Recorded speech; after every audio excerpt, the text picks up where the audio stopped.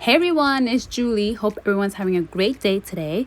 Today I'm going to make a pineapple pitaya aloe smoothie. You'll need a cup of pineapples, quarter cup of pitaya, aka dragon fruit, 1 aloe stalk, and 2 cups of coconut water.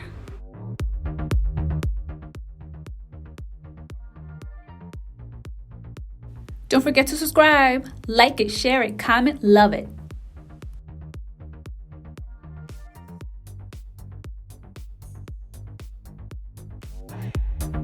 In a blender, add the pineapple, pitaya, aloe, and coconut water.